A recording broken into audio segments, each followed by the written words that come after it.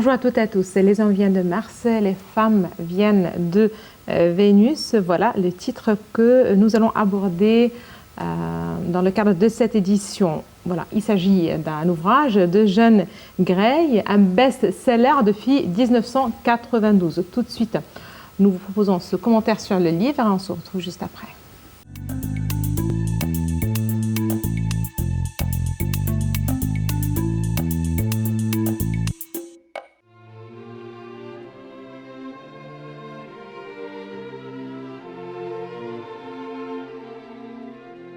Un homme et une femme n'ont ni la même conception de l'amour, ni le même code comportemental ou linguistique pour l'exprimer.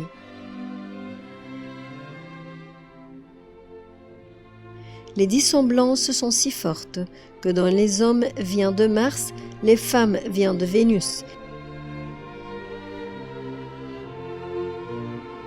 Un livre publié en 1992, le psychothérapeute John Gray n'hésite pas à les comparer à des êtres débarqués de deux planètes différentes.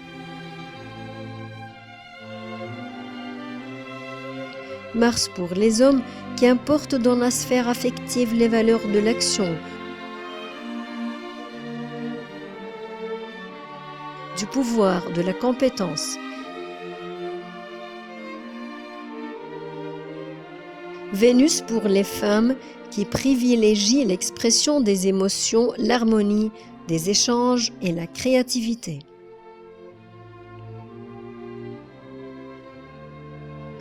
Le livre est accusé de limiter la psychologie humaine à des stéréotypes. De plus, ces thèses sont contestées par de récentes recherches en neurologie, qui tendent à prouver qu'il n'existe pas de réelle différence entre un cerveau féminin et un cerveau masculin. Ces recherches restent toutefois sujets à caution et sont controversées.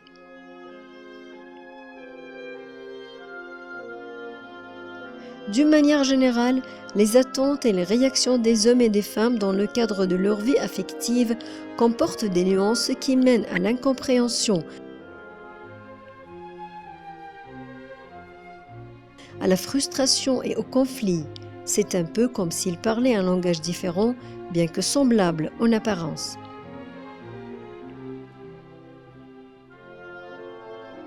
John Gray est un auteur plein d'humour.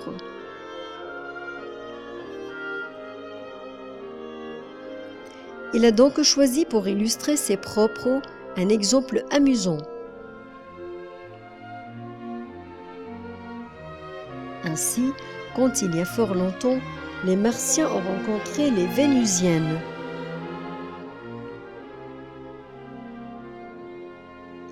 Chacun s'émerveillait de la singularité de l'autre.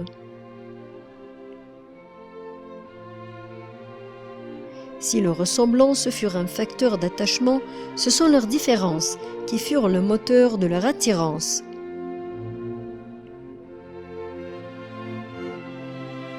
Ils choisirent de venir s'installer sur Terre pour y filer le parfait amour. Hélas, un vent d'amnésie souffla un jour sur notre planète et ils se réveillèrent en pensant qu'ils étaient identiques. Dès lors, imaginant que l'autre parlait exactement la même langue, ils interprétèrent ce qu'il exprimait en fonction de leurs propres références émotionnelles.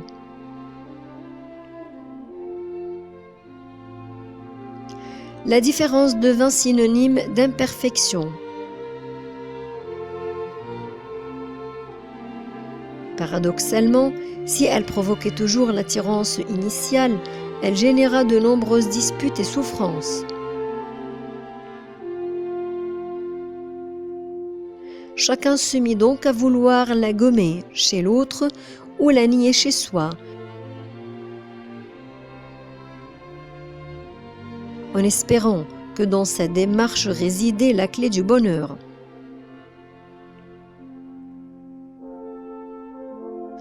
Dans Mars et Vénus font la paix, John Gray vous explique qu'identifier sa part de responsabilité est primordial si on souhaite se donner les moyens de remédier à une situation conflictuelle ou insatisfaisante.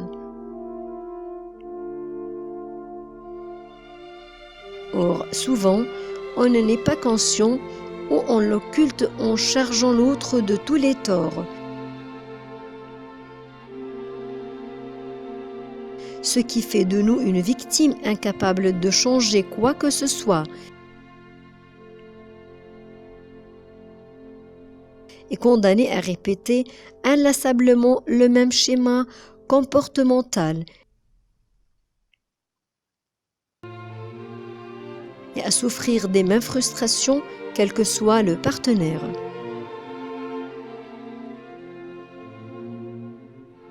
N'oubliez pas qu'il faut être deux pour danser un tango. Vos actes, vos paroles, vos attitudes et même vos pensées les plus secrètes agissent sur l'autre.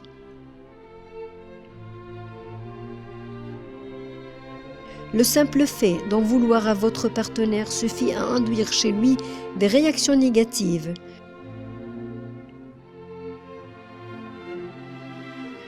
Plus vous en prendrez conscience, plus vous vous sentirez capable de donner à votre union un nouveau souffle, mieux vous vous sentirez.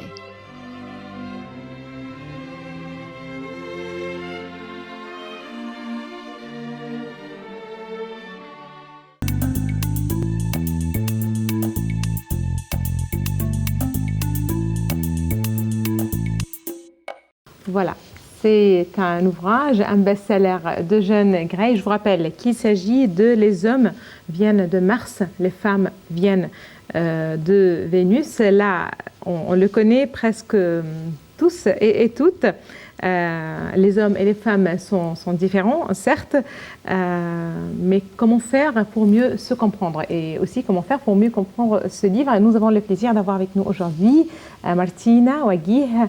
Salut Martina, Salut. Vous êtes étudiante à la faculté des langues El Hassan, n'est-ce pas? Oui. Ravie de vous avoir justement parmi nous ce matin. Et on aimerait bien savoir, c'est un livre d'un écrivain américain, un essayiste américain, un livre paru en 1992 et depuis lors donc un best-seller. Il a été traduit dans plusieurs langues. Qu'est-ce qui vous a attiré justement pour lire ce livre, surtout un livre surtout sur les couples, n'est-ce pas? En ce qui concerne le livre, l'auteur traite en détail tout ce que sépare les deux sexes. Les hommes et les femmes ne se ressemblent jamais. Tout le monde sait cette évidence, mais peu d'entre nous mesurent à quel point cette différence complique la vie du couple. Donc, ce livre propose à nous connaître nos différences pour mieux nous comprendre.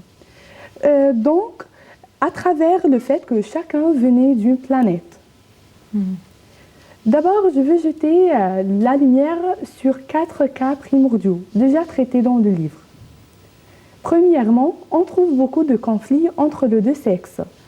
Lorsque chacun attend que l'autre ait le même goût. Il veut qu'il désire ce qu'il désire et il éprouve les mêmes sentiments.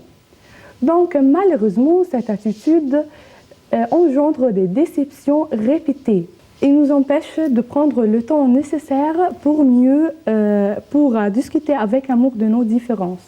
D'accord. Donc là, si j'ai bien compris, il s'agit là, dans ce livre, d'une sorte de thérapie. Voilà, oui. Comment, et on connaît tous que aussi John Gray avait animé des cours et des séances de thérapie conjugale. Ça fait donc un livre qui fait partie des classiques de la psychologie. Oui. Quelles clés, quels conseils a-t-il donné à lui et à elle? Oui, il a donné un conseil à travers le cas qu'il y a une différence fondamentale entre les deux sexes, réside dans leur façon de gérer leur stress. Pour l'homme, pour se sentir mieux, il doit résoudre ses problèmes seul. Donc, il s'enferme dans sa caverne car il a besoin de réfléchir et de chercher une solution. En revanche, les femmes préfèrent bavarder et confier leurs problèmes à autrui. Donc, il faut que chaque sexe respecte la manière d'agir de l'autre et ne le tracasse pas, surtout les femmes, car les femmes insistent de savoir le problème de l'homme et cela peut provoquer l'homme. Alors, les femmes doivent absolument comprendre qu'il ne faut jamais parler à un homme, essayer de faire parler un homme avant qu'il prêt à le faire, qu'il soit prêt à le faire. Est-ce que là, dans cet ouvrage, l'auteur aide un petit peu... Voilà, ça c'est une... on ne sait pas comment dire, mais là, il parle de vérité, Oui. de réalité sur la nature et de l'homme et de la femme. Est-ce qu'il aide, est-ce qu'il accompagne le couple justement pour savoir, pour justement parvenir à communiquer ensemble? Oui, il donne beaucoup de conseils pour que les hommes et les femmes puissent vivre ensemble en paix. Pardon. Accepter ou apprendre à accepter, à tolérer, ça fait Oui. partie justement de ces conseils. Oui, il nous aide à accepter les autres et les différences de l'autre pour vivre ensemble en paix. Est-ce qu'il donne un certain délai, c'est-à-dire est-ce qu'au bout d'un certain moment, est-ce que le couple peut devenir capable justement de dépasser ces différences et pour parvenir justement à avoir une vie beaucoup plus calme? Il ne donne pas un délai, mais il nous donne les conseils, il nous dit comment gérer le problème pour qu'on vive, pour mieux comprendre l'autre. Quels sont les cas qu'il a proposés? Il y a encore comment les deux sexes peuvent être motivés. Les hommes tirent leur motivation du fait de se sentir utiles. Quand l'homme sent heureux et est prêt à se surpasser quand ils se sentent que les femmes ont besoin d'eux.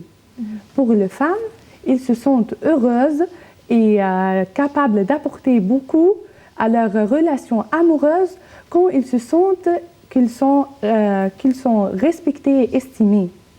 Alors, on peut ajouter que les femmes peur de recevoir, les hommes ont peur de donner. N'importe quoi, soit de l'amour, soit de l'importance. Ça, c'est un cas. Oui. Voilà. Et un autre? Oui, et le dernier cas, c'est que le mot prononcé ou les mots utilisés par les hommes et les femmes sont les mêmes, mais c'est la manière d'agir qui distingue chacun des deux sexes. Par exemple, quand une femme dit « on ne sort jamais », l'homme dit « ce n'est pas vrai, on est sorti la semaine dernière ». Mais la femme veut dire « j'ai envie de sortir avec toi, j'aimerais qu'on fasse quelque chose ensemble ». Mais l'homme comprend que la femme veut dire « tu ne fais pas ton devoir à mon égard, tu me déçois ».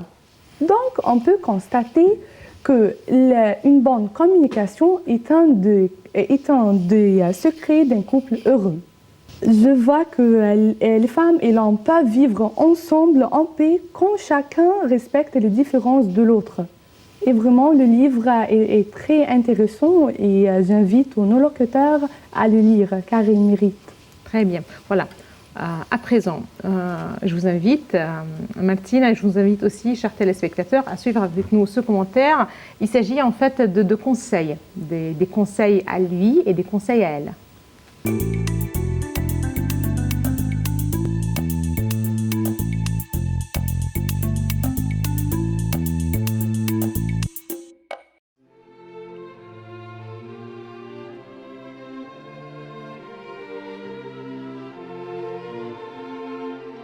Accabler son conjoint de reproches, se dire que tout irait tellement mieux s'il était différent, n'est parfois qu'une expérience d'une peur intime et sourde.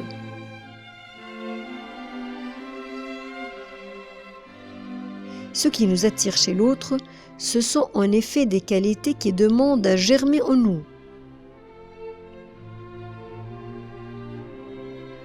au contact de la personne qui les manifeste, on va progressivement en prendre conscience.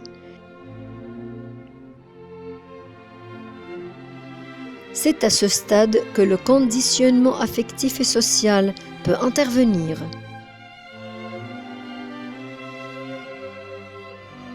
Les femmes ont tendance à donner à leur compagnon ce qu'elles aimeraient obtenir de sa part. Les hommes font de même et chacun se plaint de ce qu'il ne reçoit pas, sans s'interroger sur ce qu'il ne donne pas.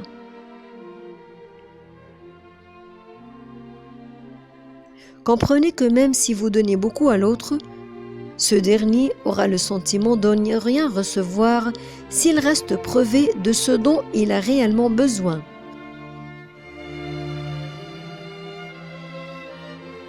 Mieux savoir ce dont votre partenaire a besoin, c'est donc avoir l'opportunité de le soutenir de manière efficace et de renforcer les liens qui vous unissent. Et dans cette dynamique, plus vous donnerez à bon escient, plus vous recevez en retour.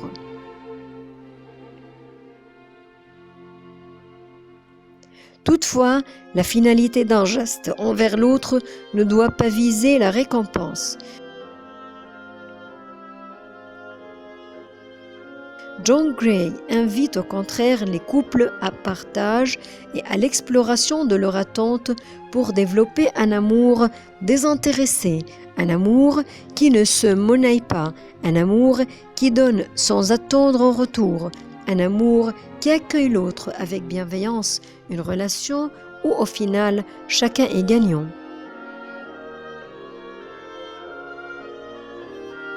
Sans nier l'acquis et sa force, John Gray est persuadé que le sexe des individus influe sur leur comportement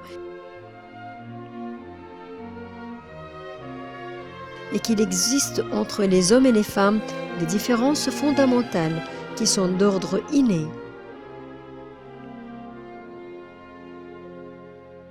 Il soutient que méconnaître ces différences au sein du couple, c'est s'exposer à la déception et au conflit, quelle que soit la bonne volonté et l'amour qui anime chacun des partenaires.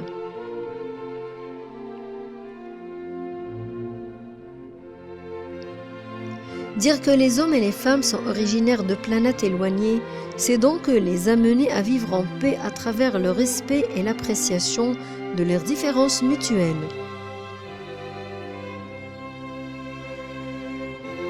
C'est aussi inciter chacun à reconnaître son propre nature et ses besoins particuliers pour atteindre l'équilibre et réaliser pleinement un potentiel humain qui ne se définit pas en fonction du genre.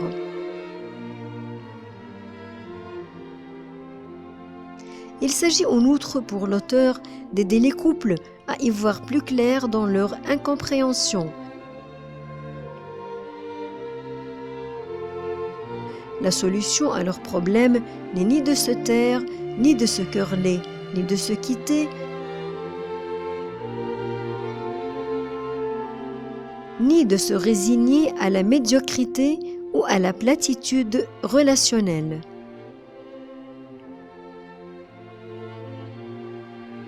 John Gray a pu constater les effets bénéfiques de ces conseils au fil des ans. Sur lui-même en premier lieu, mais également sur de nombreux couples qu'il a aidés à travers ses livres et les séminaires qu'il anime. Ainsi, les personnes qui croyaient leur union vouée à l'échec et ayant parfois testé plusieurs méthodes pour y remédier, ont enfin réussi à trouver le moyen d'être heureux.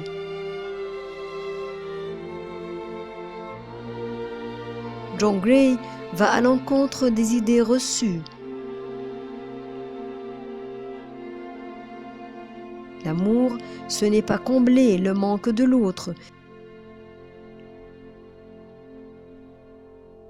C'est le soutenir pour qu'il puisse parcourir le chemin qu'il est le sien. Le bonheur conjugal, au long cours, est une réalité à laquelle, moyennant quelques efforts sur soi, on peut accéder. Le but est de permettre à chaque personne de trouver l'harmonie au sein de son couple, ainsi qu'un véritable épanouissement individuel, mais il va encore plus loin.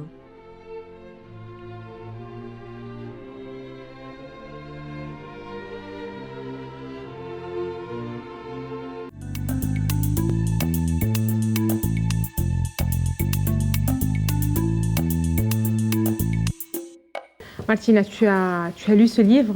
Selon vous, qu'est-ce qui a fait justement de ce livre un best-seller indémodable?